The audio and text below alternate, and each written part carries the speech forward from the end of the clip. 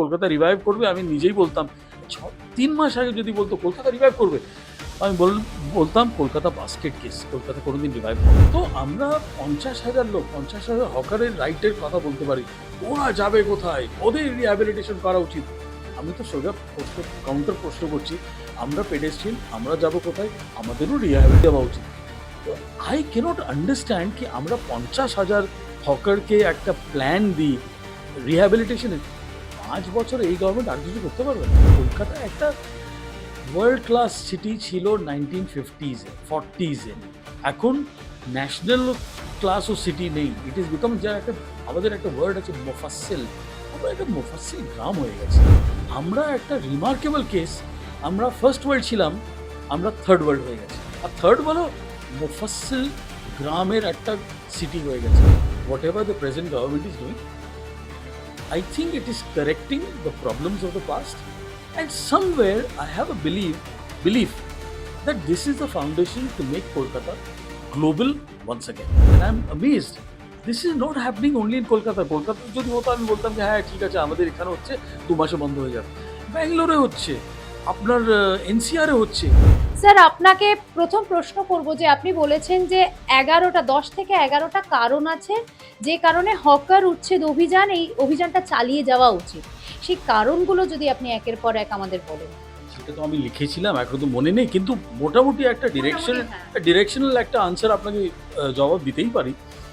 একটা হলো rights of পেডেস্ট্রিয়ানস। আমার স্টেটমেন্ট না, ওটা শুভেন্দুবাবুর স্টেটমেন্ট, রাইটস অফ পেডেস্ট্রিয়ানস। একটা জিনিস বলবো, লোকেরা অনেক বলে কি এই হকাররা যদি আমরা উচ্ছেদ করে নিই, এখান থেকে বার করে নিই, ওকে যাবে কোথায়? তো আমি একটা কাউন্টার প্রশ্ন আছে কি আমাদেরকে মানে জেনারেলি ৫০ বছর বাইরে যে রেখেছে, আমরা যাব কোথায়? তো এইটাও আছে কাউন্টার প্রশ্ন কি পেডেস্ট্রিয়ান যাবে কোথায়? আর পেডেস্ট্রিয়ান এই শহরে ১.৫ কোটি টাকা, ১.৫ কোটি মানুষ, 1.5 crore পিপল, ওরা যাবে কোথায়? তো আমরা ৫০,০০০ লোক, ৫০,০০০ হকারের রাইটের কথা বলতে পারি, ওরা যাবে কোথায়, ওদের রিহ্যাবিলিটেশন করা উচিত। আমি তো সোজা কাউন্টার প্রশ্ন করছি, আমরা পেডেস্ট্রিয়ান, আমরা যাব কোথায়, আমাদেরও রিহ্যাবিলিটেট করা উচিত। এটা তো একটা কারণ গেল, বাকি আর কি কি কারণ আপনার মনে হয়? মানে আপনি তো এই স্বচ্ছতা অভিযানের সঙ্গে খুব দৃঢ়ভাবে যুক্ত এবং প্রত্যেক রবিবার আমি দেখেছি, আমরাও মানে এসেছি, রাষ্ট্রিক্স ভীষণভাবে ইনভলভড আপনার ওই জার্নির সঙ্গে।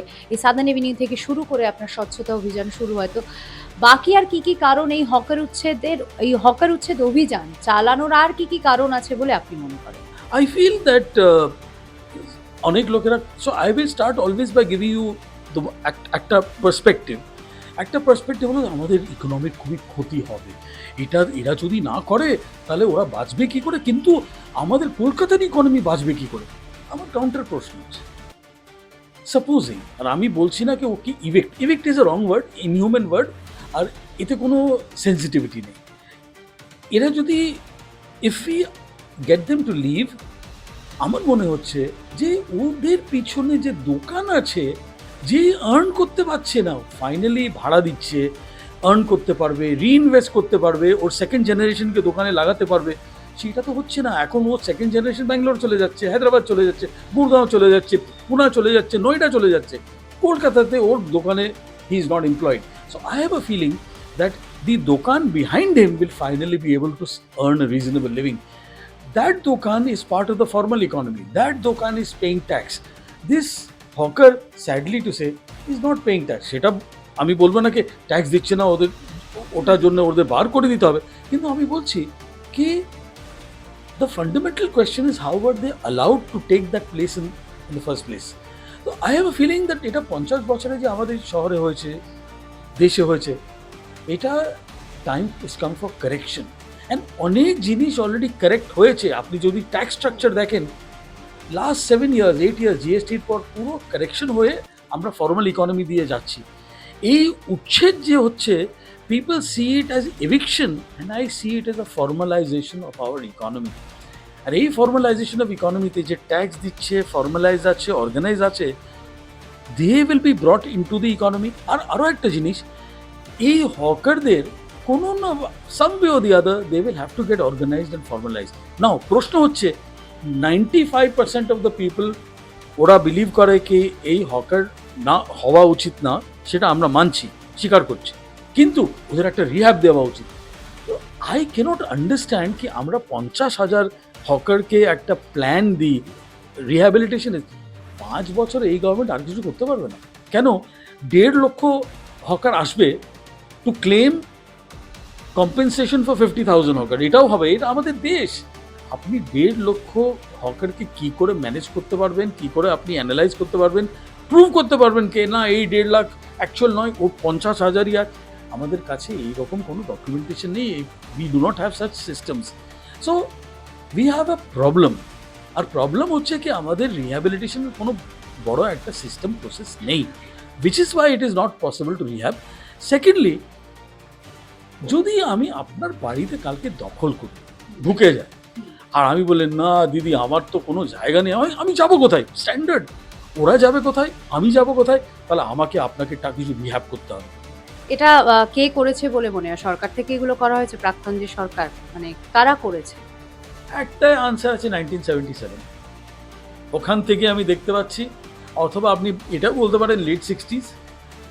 আর ওখান থেকে যে ডাউনহিল গেছে Kolkata, I am amazed that in that downhill there is been no stoppage, there is been no interruption. ওই 1968 থেকে 70, 75, 77, তারপরে তো কন্টিনিউয়াস ল্যান্ডস্লাইড। আর লাস্ট 15 বছরে যে আমরা দেখেছি, এটা রিমার্কেবল কেস স্টাডি, যেখানে হকার একটা অ্যাপোলজি দিচ্ছে নাকি, সরি দাদা অবস্থা খারাপ কিন্তু একটু মাইন্ড করবেন না, ওই রকম না, এটা আমাদের এটা আমাদের রেসপন্স, মানে ইট ইজ আওয়ার রাইট, এটা আপনাকে আমাকে দিতেই হবে, এটা আপনার রেসপন্সিবিলিটি। এই পুরো ল্যাঙ্গুয়েজটা চেঞ্জ হয়ে গেছে।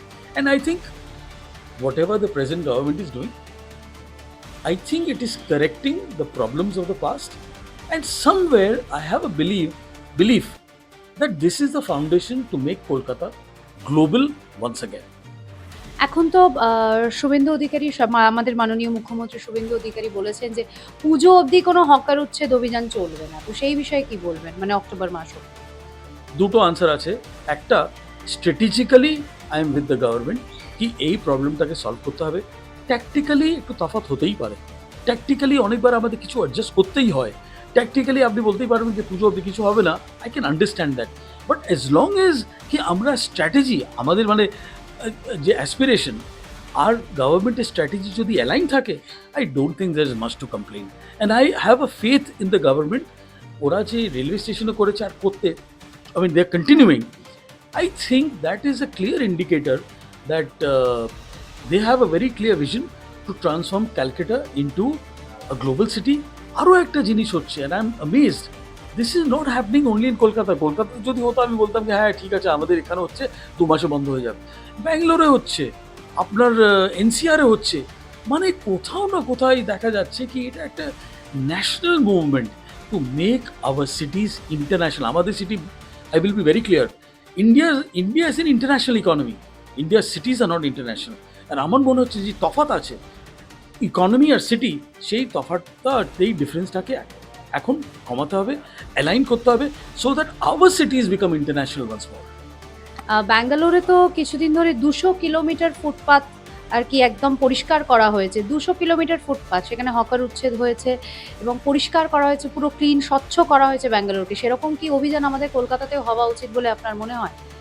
আমি জানি না এই 200 কিলোমিটার একটা মার্কেটিং গিমিক না অথবা অ্যাকচুয়ালি হয়েছে, কিন্তু যদি 200 kilometre if it actually has happened, আমাদের কলকাতাতে তো অ্যানাউন্স করা উচিত 400 কিলোমিটার করবো, we have to beat Bangalore in something. আমরা যদি 400 কিলোমিটার করি, I think we should also announce the next statement, which is এই 400 কিলোমিটার ফুটপাথে আমরা একটা ম্যারাথন করব, আমরা একটা 10 কিলোমিটার রান করব। I think we need to send those positive signals out. And somewhere, and I'm not saying it as a criticism, but আমাদের যে politician, the group, whatever political party is there, they have to start thinking as marketing people. They have to start thinking like copywriters. They have to start thinking like advertising professionals. ওই প্রমোশনের গেমিক বলবো না, ওই প্রমোশনের যদি impact চলে আসে, একটা হই হই হয়ে যাবে কলকাতাতে, কি মাই গড এটাও হতে পারে, ও মাই god is very important.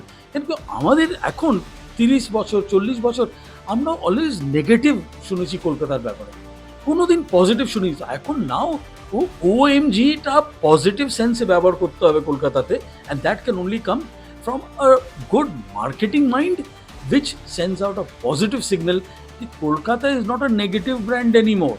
Kolkata is a neutral brand or even a positive brand. এই পজিটিভ ব্র্যান্ড যদি চলে আসে আমাদের দেশে একটা নতুন ল্যাঙ্গুয়েজ ক্রিয়েট হবে, কলকাতা মিন্স পজিটিভ। আচ্ছা, এইখানে একটা কথা যে এখানে কি নাইট মার্কেট তৈরি করা যায় না, যেরকম আমরা বিদেশে দেখি বা অনেক জায়গায় দেখি নাইট মার্কেট বা আলাদা ফুড স্ট্রিট যেখানে হকারদের একদম রিহ্যাবিলিটেট করে রাখা যাবে, সেই সম্বন্ধে আপনার কি ধারণা বা সেই বিষয়ে আপনি কি বলবেন? I am optimistic. If you note, urban development minister উনি কি বলেছেন, উনি বলেছেন কি 24 আওয়ার্স রেস্টুরেন্টসকে খোলা রাখবে। একটা অফশুট হলো আপনার নাইট মার্কেট।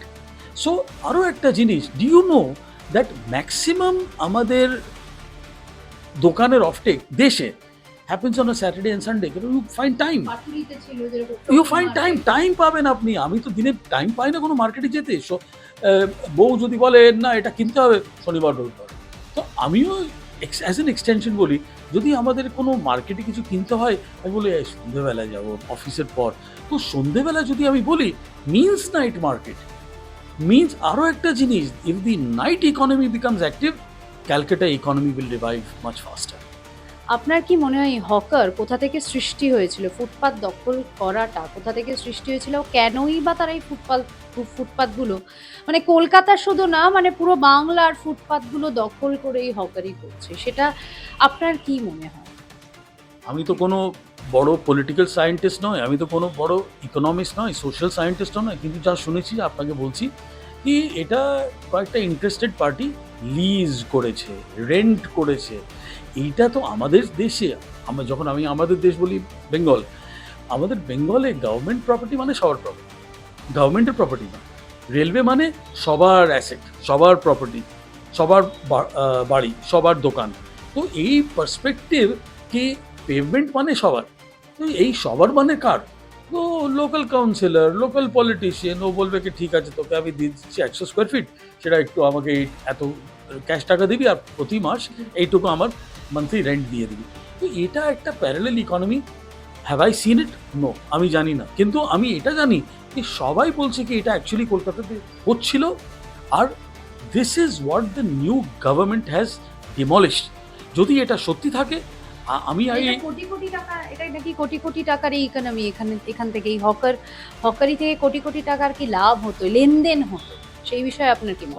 সে বিষয়ে তো আমি কিছু আগেন পলিটিক্যাল সায়েন্টিস্ট নয়, আমি ইকোনমিক সায়েন্টিস্ট নয়, কিন্তু একটা সোশ্যাল মিডিয়াতে ব্যাঙ্গালোরের রেন্ট ইকোনমির কথা হয়েছে, আর ওখানে 300 crores has been identified as a rent economy of, মানে এটা কোনো ভাড়া, মানে এটা সালামি নয়, এটা ওনারশিপ কস্ট নয়, এটা মান্থলি রেন্ট পেড বাই যে দখল করেছে টু লোকাল হুয়েভার, মানে পুরো একটা গ্রেডিং চেন আছে। তো ওখানে যদি 300 কোটি, সারা ভারতে এই চেনটা আর কি চলে, ওরা যদি 300 কোটি টাকা যদি বলে, তো কলকাতাতে আমার মনে হচ্ছে 250, আমার তো মানে we are not very much behind, আমার 200-250 কোটি টাকার ইকোনমি হবেই হবে। অনেক ধন্যবাদ মুদারিয়া স্যার এবং মুদার স্যার, এবং সব থেকে বড় কথা হচ্ছে যে আপনি খুব আশাবাদী এই সরকারের যে স্টান্স, এই সরকার যা মানে প্রতিশ্রুতি দিচ্ছে আর কি, সেটা নিয়ে আপনি খুব আশাবাদী স্যার, আমার সেটাই মনে হয়। First time in my life, 63 বছর আমার বয়স, 63 years old, first time in 63 years I am optimistic that this city can actually revive.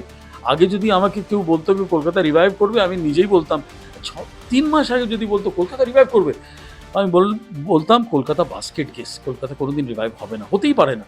কিন্তু এখন আশাবাদী কি পসিবল আছে। I am finally seeing hope, and I will also say this, অনেক লোকের সঙ্গে কথা বলি, I have not met one pessimist, I have only met optimist who are saying যে বেঙ্গলের দিয়ে আমরা অপটিমিস্ট, কলকাতা রিভাইভ হবে অপটিমিস্ট। আর যদি কলকাতা রিভাইভ হয়, I am guarantee you Bengal will revive. The key of Bengal lies in Calcutta. Kolkata যদি রিভাইভ হয়ে যায়, আমি ইকোনমি না, আমাদের বাচ্চারা বোধহয় বিদেশ যাবে না, আমাদের বাচ্চা পুনে আর ব্যাঙ্গালোরের অ্যাপ্লিকেশন ফর্ম ভরে ওখানে চাকরি করবে না, আর ওয়ার্স্ট ওখানে গিয়ে পড়াশোনা করবে না, ওইখানেই পড়াশোনা করবে, সবই এখানে হবে।